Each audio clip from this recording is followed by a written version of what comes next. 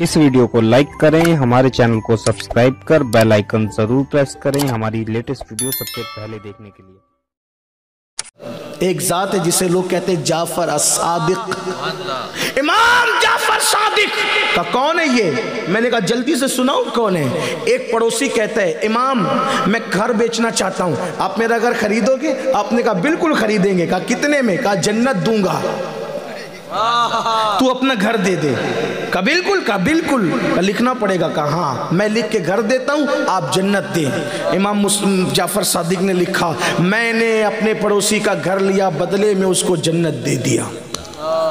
अच्छा वो 1857 के बाद अंग्रेज़ों के पैदा करदा मौलवी नहीं हुए थे, वरना वो उसको जाके वर्गलाते, अरे ये तो अपनी तरह बशर है, ये कौन सा जन्नत दे सकता है। लेकिन उस वक्त तो कोई ऐसा बिदती फ़िरका पैदा नहीं हुआ था। उस वक्त सब के सब टनाटन थे और सबका ईमान भी बिल्कुल टनाटन था, मजबूत था। यकीन वाले थे, शक वाले नहीं थे। मेरे मुर्शिद इजाज़त कहते हैं यकीन वाले कहाँ से चले कहाँ पहुँचे, जो अहले शक है अगर में मगर में रहते हैं। उस वक्त अहले शक की तादाद नहीं थी, लेकिन अल्लाह अकबर, इमाम जाफर सादिक ने चिट्ठी लिख करके दे दी। इत्तेफाक से इमाम जाफर सादिक चले गए हज को गए, इसका इंतकाल हो गया। हज के बाद वापस आए तो उसके रिश्तेदारों ने कहा ये घर तो हमारे फुला मरहूम का था।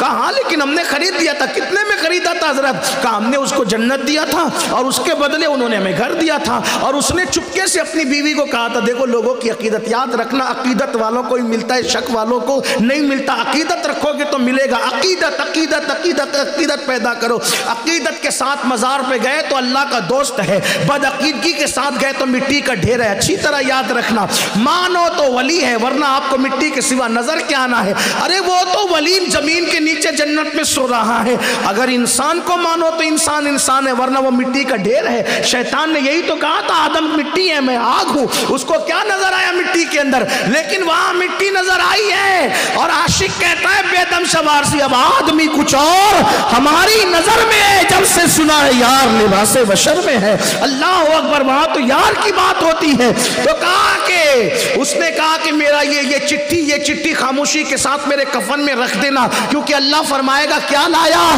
तो कहूंगा कि नबी के बेटे से शफाअत की और मगफिरत की जमानत लेकर के आया हो। अल्लाह अकबर। उसके बाद रिश्तेदारों ने कहा आपने क्या लिख के दिया था? कहा जो लिख के दिया था उसके पास है, मेरे पास कहां? वो कहा कि अब ये बात कैसे पता चले वो मर गया? का मर गया तो कब्र पे जाके पूछ कि उसने क्या सौदा किया था। कब्र पे क्या पूछेगा? जा तो सही। जब वो रिश्तेदार गए तो उसकी कब्र पर एक रुक्का पड़ा हुआ था। एक तरफ इमाम जाफर सादिक की तहरीर थी कि मैंने जन्नत दिया, दूसरी तरफ उसकी तहरीर थी कि जाफर सादिक का वादा पूरा हो गया। कहा जो जन्नत बेचे जन्नत बांटे ऐसा जाफर सादिक। मैंने कहा अली उसका भी, अली उसका भी बाप है जिसकी जूतियां इमाम आजम जैसी हस्ती सीधी करे, अली उसका भी।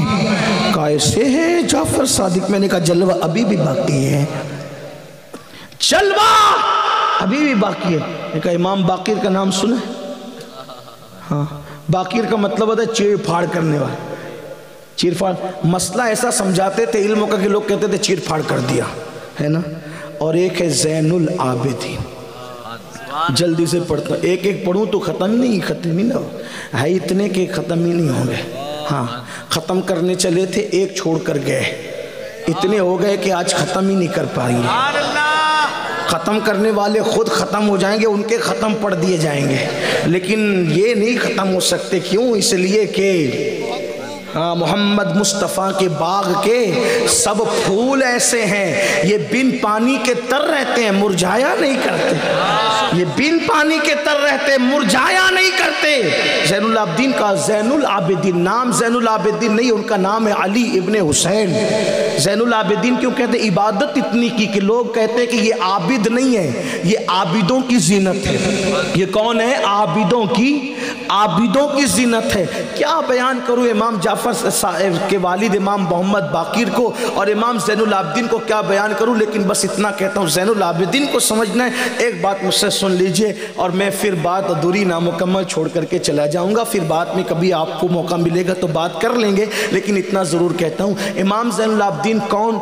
करबला का ऐनी मुशाहिद, करबला के सारे वाक़यात को देखने वाले।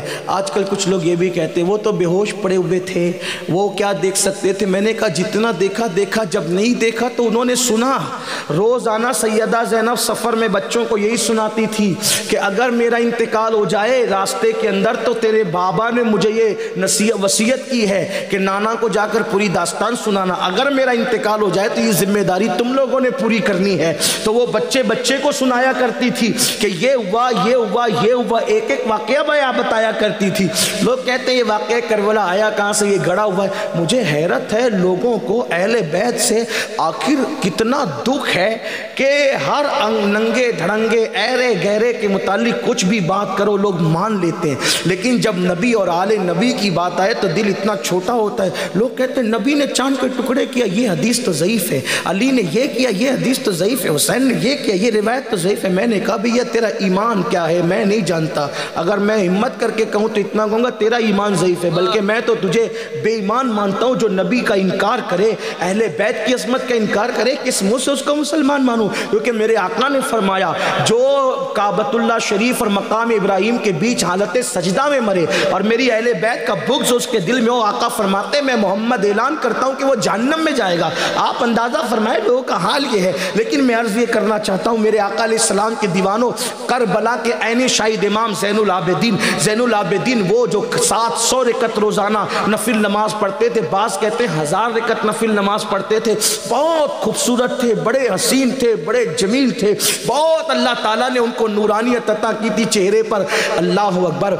और किसी से मिलना जुलना करबला के बाद छोड़ दिया था, रोते थे, सिर्फ रोते थे। लोग कहते थे इतना क्यों रोते हो, क्यों इतना रोते हो? तो कहते हैं अरे एक यूसुफ को जनाब याकूब खो दें तो रोते रोते उनकी आंखें खुश्क हो जाए, मैंने तो 14 के 14 अपने अकरबा को खोया है, मैं ना रोऊं तो कौन रोए? पूरी ज़िंदगी कभी ठंडा पानी नहीं पिया, पूरी ज़िंदगी कभी नहीं मुस्कुराए, हमेशा रोते थे। इमाम ज़ैनुल आबिदीन घर में रहते थे, कभी जंगलों में इबादत के लिए जाते थे। एक दिन किसी ने कहा इमाम ज़ैनुल आबिदीन से, ज़ैनुल आबिदीन मदीने मुनव्वरा में शिमर आया है, शिमर, और शिमर की आमद पर, उस चितकबरे कुत्ते की आमद पर सारे मदीने वालों ने अपने घर के दरवाजे बंद कर लिए हैं और ना उसको कोई खाना दे रहा है ना पानी दे रहा है। किसी ने ये बात खुशी खुशी बताई कि देखो तुम्हारे गुस्ताखों का, तुम्हारे बाबा के कातिल का अंजाम क्या हुआ कि शिमर के लिए सब दरवाजे बंद कर दिए। मौर्रिख ने पता नहीं कहाँ तक इंसाफ किया, मैं सिर्फ नकल कर रहा हूँ।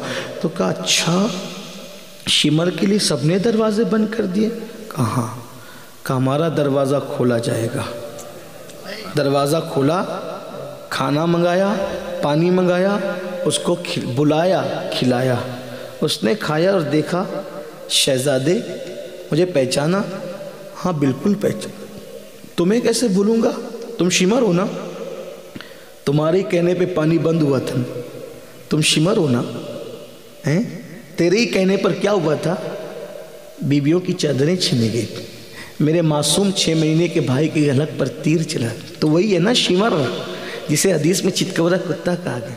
पहचाना? हाँ पहचाना। मेरे बाबा की पीठ पे तूने पैर रखा था ना, तू ही था ना। मैं जब चलने के काबिल नहीं था तो मेरे जिस्म पे कोड़े लगाने की बात तू ही करता था ना। मेरे गले में तोक तूने ही डाला था ना।